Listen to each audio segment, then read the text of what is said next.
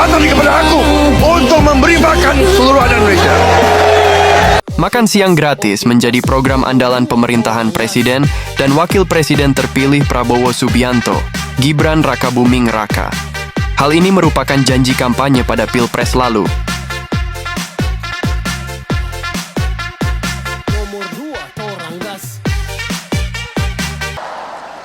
Saya tidak ragu-ragu, Prabowo Gibran tidak ragu-ragu. Kami akan memberi makan siang untuk anak-anak Indonesia. Saat itu dijelaskan program ini akan diberikan untuk anak-anak pra-SD hingga SMA do SMK.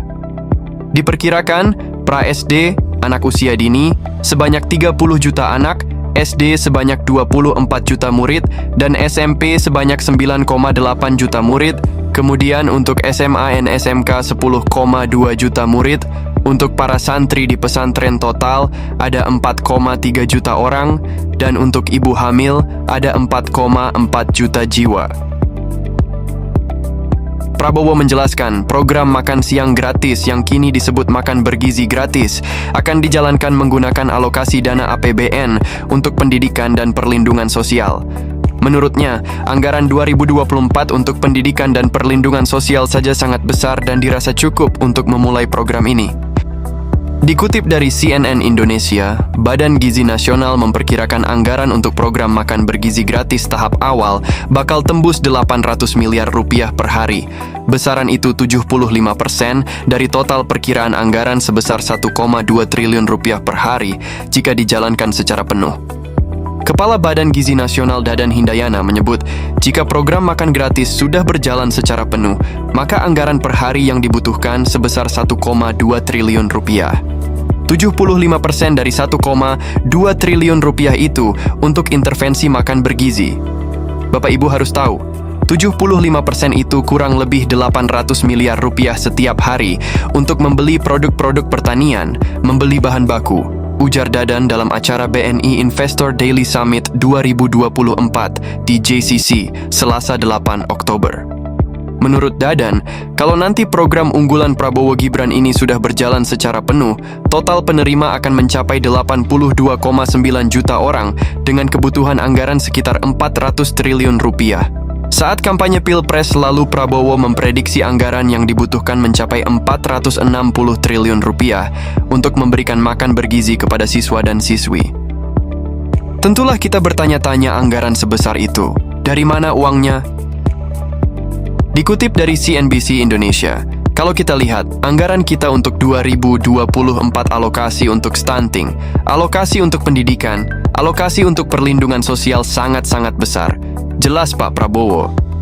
Ia memaparkan, untuk anggaran pendidikan pemerintah, ada gelontorkan dana 660 triliun rupiah. Sedangkan untuk anggaran bantuan sosial, sudah disiapkan dana sebesar 500 triliun rupiah. Jadi jika pemerintah mengambil sebagian dana dari anggaran ini, ia merasa program tersebut dapat dijalankan.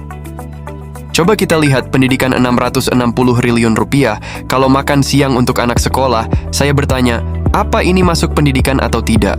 Jadi kalau 400 triliun rupiah, sebenarnya alokasinya sudah ada, ujar Prabowo. Kemudian kalau kita lihat, untuk perlindungan bantuan sosial hampir 500 triliun rupiah, kalau sebagian untuk makan siang anak-anak Indonesia akan meringankan orang-orang yang paling bawah, apalagi alokasi dana, ketahanan pangan, imbuhnya. Sehingga, ia merasa sangat optimis bila program makan siang ini dapat segera dilaksanakan. Menurut Prabowo, pengalokasian semacam ini jauh lebih jelas dan dapat mengatasi akar permasalahan sosial. Dikutip dari CNN Indonesia, Dadan menjelaskan mengapa pemerintah harus mengeluarkan uang sebanyak itu. Ia menyebut Badan Gizi perlu memasak makanan setiap hari, lalu menyalurkannya kepada anak sekolah. Selain itu, ia menekankan pengeluaran harian tersebut bakal menjadi uang beredar di masyarakat. Pemerintah Prabowo Gibran memutuskan untuk melakukan investasi besar-besaran terhadap sumber daya manusia, SDM Indonesia, dan yang paling besar itu ada di makan bergizi gratis, tegasnya.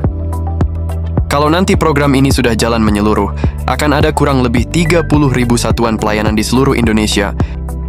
Setiap satuan pelayanan akan mengakomodir kebutuhan makan gratis dari 3.000 anak sekolah per kecamatan. Nantinya, akan ada 3 pegawai badan gizi yang ditugaskan di masing-masing satuan pelayanan. Bos badan gizi itu mengatakan satuan pelayanan berbeda dengan dapur umum. Ini bukan sekadar tempat memasak makanan, termasuk juga off-taker dari produk pertanian lokal. Tahun depan 2025 minimal 5.000 satuan pelayanan. Awal, penyaluran makan gratis, 3 juta anak dulu, nanti naik 6 juta di April 2025, dan di Juli 2025 15 juta, ungkapnya selepas acara. Dan di daerahnya yang masak-masak itu tergantung dari alat masak. Kalau alat masak tradisional itu butuh kurang lebih 45 orang per satuan pelayanan. Kalau asumsi tradisional, maka nanti akan ada peluang kerja baru bagi 1,5 juta orang. Karena itu pegawai lokal, ibu-ibu, anak remaja, bapak-bapak. Badan Gizi Nasional menargetkan 30.000 satuan pelayanan untuk menopang program ini. Mereka mematok seluruh satuan pelayanan bakal terbentuk paling lambat 2027 nanti. Dari penjelasan tersebut tentulah semua sudah terpapar dengan jelas, mulai dari rencana, anggaran, struktur, dan tujuan program makan bergizi gratis. Kita sebagai masyarakat berharap berjalanannya program ini dapat menjadi suatu acuan dasar untuk lebih memajukan lagi negara kita tercinta. Dan kita berharap program ini bisa tepat sasaran dan juga terhindar dari oknum-oknum yang mengambil keuntungan pribadi, juga tidak bertanggung jawab. Berikan pendapat kamu di kolom komentar tentang program makan bergizi gratis ini. Sampai di sini dulu pembahasan kita pada video kali ini. Sampai bertemu kembali di video menarik berikutnya.